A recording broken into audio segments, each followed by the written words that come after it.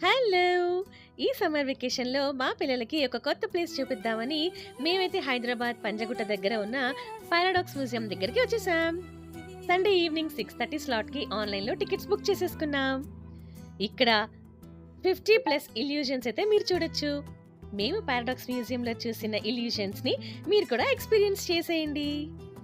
మరికొన్ని అద్భుతమైన ఫోటోలు చూడాలంటే ఖచ్చితంగా నెక్స్ట్ వీడియో కోసం వెయిట్ చేసేయండి. Bye bye.